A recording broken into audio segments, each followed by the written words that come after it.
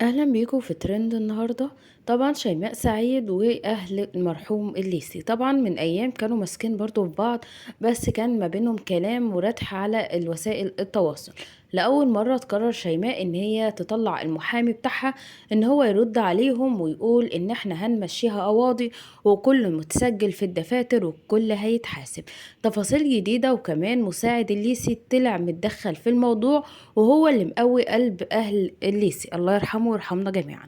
تعالوا نتكلم في تفاصيل النهارده، بس في الأول صلى على النبي. شيماء سعيد من وقت قليل جدا كانت مستلماها وهي كابي، كانت بتطلع تتكلم وتلقح عليها، وقالت بكرة الأيام تفرجكم وتعرفكم إن وفاة الليثي كان وراه شيماء سعيد، وإن هو ما ماتش موتة عادية زي ما الكل فاكر، وإن الحادثة كانت بفعل فاعل وكانت شيماء مدبراله، وحاجة زي دي هتثبت لكم الفترة اللي جاية. وفعلا بعد وفاة الليثي لقينا شيماء اختفت، وقالت ان هي هتعتزل الميديا وهتعتزل شغلانتها وهتقعد في بيتها تربي الاولاد. وبعديها طلعت في لايف كانت عمالة بتعيط وبتقول محدش بيسأل عني ومحدش بيساعدني، انا محتاجة فلوس عشان دراسة بناتي. ومحدش فعلا هسأل فيها، فقررت ان هي تنزل شغلها. وبما انها هتنزل في الشهور العدة، قررت ان هي تتنقب قبل ما تنزل، وان هي تخبي وشها، وهتعتبر ده حداد على جزء. وبعد حبة لقيناها لبست الألوان وقلعت الأسود، وبقت بتهزر وبتضحك والموضوع عادي جدا. وبدأوا الصحفيين إن هم يسرسبوا حواليها علشان ياخدوا الخبر، بمعنى إن هم يروحوا لها المكان على إنهم زباين، ويدوروا الكاميرا ويشغلوها من غير ما هي تعرف.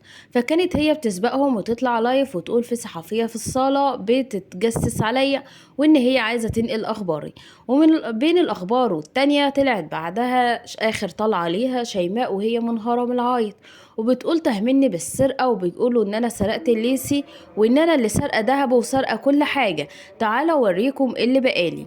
وبدأت إن هي تصور الشقة بتاعتها، وقالت إن أنا شقتي ما فيهاش أي حاجة غير ساعة لليسي وكان في خاتم ليه، وبقت الخواتم الدهب بتاعته انتوا خدتوها يوم وفاته، وخدتوا السلاسل والانسيلات اللي كانت دهب في ايده يوم الحادثة. طلعوا كدبوها والموضوع كبر، وقالوا ان هي اللي سارقة كل حاجة، وان هم هيقضوها لان المفروض ديت تبقى ورث لامه واخته من بعده.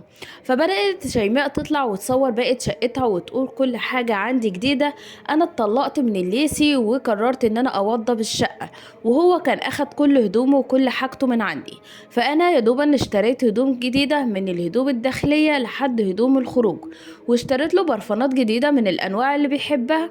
وبدأت ان هي تشارك متابعينها كل حاجة موجودة عندها في الشقة، وفعلا طلع كل الموجود في الشقة وهي هدوم جديدة وبرفانات واجهزة ليه جديدة، وقالت حرفيا ان انا كنت بجهزه وانا معرفش ان احنا هنرجع، بس انا كنت حاسة ان احنا هنرجع تاني.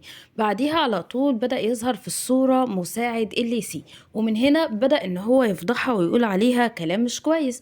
قال ان هي فعلا سرقته، وقال ان الفلوس اللي هي هتصرفها علينا دي مش فلوسها، ده فلوس الليسي. وقالت ان هي واخده منه فلوس كتير جدا، وان هي نهباه وهي كدابه، ولو معاها دليل على كذبها تطلعه. ولما جه المذيع يساله ايه السبب اللي خلاك تطلع في التوقيت ده تتكلم، قال ان هي ما بتصرفش عليه، وان هي المفروض تديله مرتب شهري. طب تديله منين وهي اصلا طالعه بتعاني ان هي ما معهاش فلوس؟ ولما عاتبوها ان هي نزلت شغلها، قالت ان هي كانت مضطريه علشان تصرف على بيتها، وان هي ما معهاش فلوس تودي عيالها المدرسه، وان هي مش لاقيه حد يساعدها، وكل ما بتطلب من حد مساعده بيهرب منها. انتوا شايفين فعلا ان المفروض شيماء سعيد تصرف على اللي كانوا شغالين مع الليسي والمساعدين بتوعه ولا لا؟ وكمان اهل الليسي هل هم لهم حق فعلا ان هم يقضوها عشان ياخدوا كل حاجة، ولا المفروض فعلا يعملوا حساب لبياناته وان هم يسيبوها في حالها؟ اشوفكم في فيديو جديد، في امان الله، مع السلامة.